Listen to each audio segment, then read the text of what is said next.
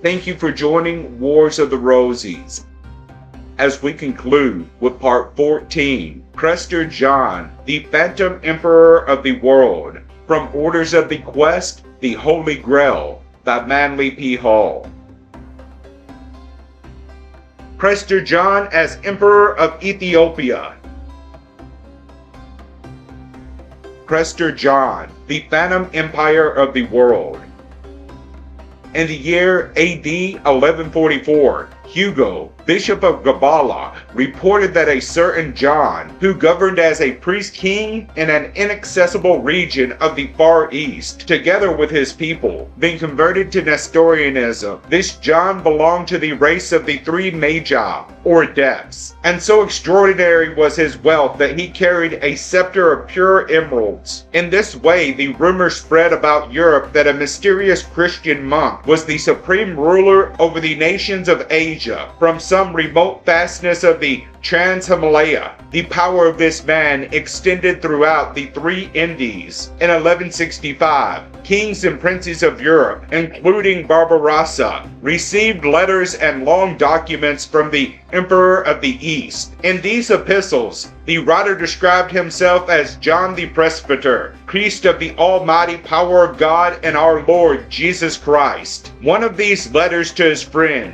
Manuel, Prince of Constantinople, opened with the words, "I, Prester John, the Lord of Lords, surpass all under heaven in virtue, in riches, and in power." In this document, Prester John devoted considerable space to the description of his empire. Among other curious notes, he describes monstrous ants that dug gold out of the earth and fish from whose bodies might be extracted imperishable purple dyes. There were also pebbles which gave forth light, restored the sight of the blind, and rendered the possessor invisible. Here flowed the fountain of youth, and there was a sea of sand in which swam a strange kind of fish. Here also was the home of the salamander, a worm who lived in fire, and from whose wool were woven the incombustible garments of the king, which were washed by flames. Salamander's wool is the ancient name for asbestos. In the land of Prester John, there was no poverty, no crime,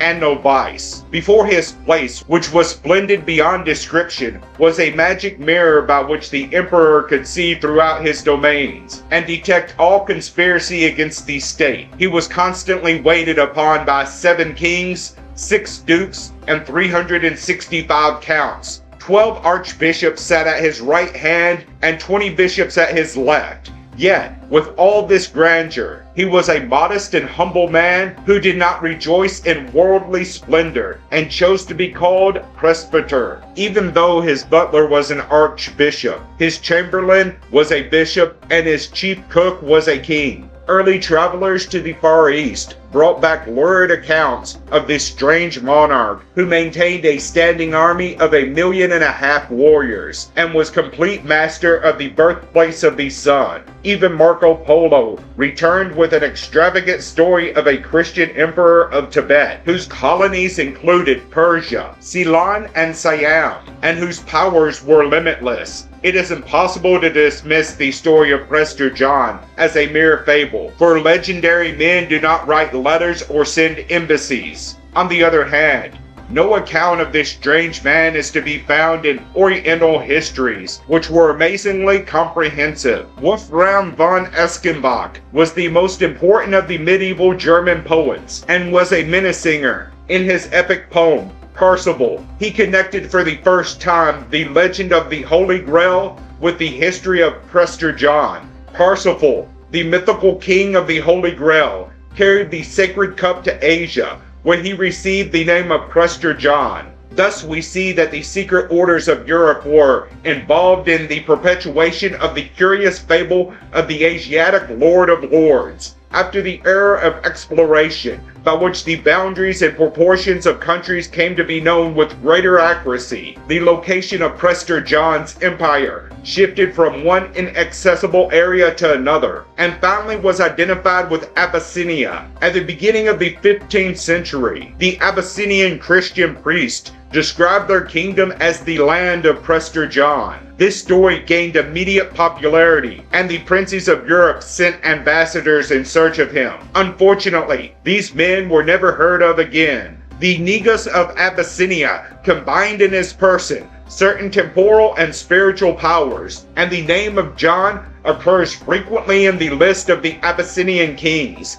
This entire theory, however, was finally abandoned. The oldest map of which America is mentioned, dated 1507, placed the country of John the Presbyter in the area of Tibet. The following description appears. This is the land of the good king and lord, known as Prester John, lord of all eastern and southern India, lord of all the kings of India, in whose mountains are found all kinds of precious stones. In the first 100 years after the invention of printing, several books were published showing pictures of Prester John in his royal robes. Because of the lack of geographical data, many believed the boundaries of Abyssinia to extend to China. In fact, the discovery of the Cape of Good Hope was due principally to the efforts of the King of Portugal to communicate with Prester John. The long, sad story of the search of the Phantom Empire can be studied at length in The Land of Prester John, a Chronicle of Portuguese Exploration by Elaine Sansul.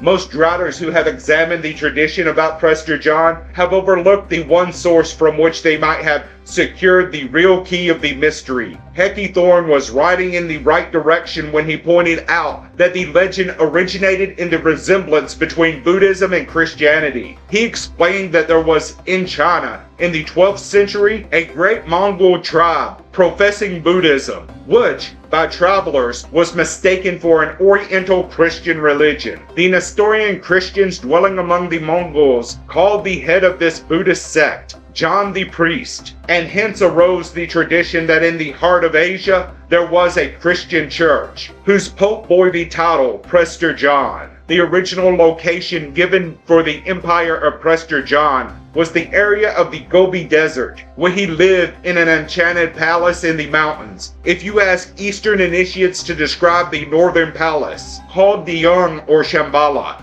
the mysterious city of the adepts, they will tell you that it is in the heart of the Gobi Desert. In the old sand of Shamo, the ancient mother, stands the temple of the invisible government of the world. High in the etheric atmosphere of the planet it floats, supported upon an outcropping of azoic rock called the Sacred or Imperishable Island. The fabled Mahatmas of Asia should not be regarded as isolated initiates but as members of an exalted fraternity, which has been called the Trans-Himalayan Brotherhood.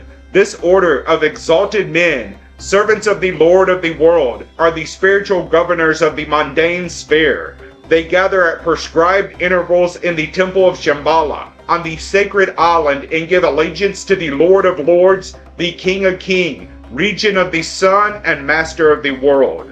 That we are dealing with a cosmic myth and a story of the esoteric schools is evident when we remember the 7 kings, or planets, 12 bishops, signs of the zodiac, and 365 counts, days of the year, and other obviously symbolical numbers. Eschenbach realized this, for the Order of the Holy Grail, with its temple and its knights, is only a veiled reference to Shambhala. It seems that the Invisible Empire was involved in the crisis caused by the rise of Genghis Khan. It never occurred to the Christian historians that the sacred city of the gods could be anything except an Asiatic version of Rome. Beneath the name and legend of Prester John is concealed the identity of the unknown and unnamed 13th and highest adept of the philosophic empire. Naturally, he could not be found, but the Golden City, sought by the Portuguese, is the same abode of the god men that Lao Tzu was seeking when he departed alone into the sands of Shama, riding on his green ox. Thank you for watching, and please don't forget to like, share, subscribe, and comment. And if you can, please consider donating to Wars of the Rosies. Links to PayPal and Patreon are in the description. Thank you so very much.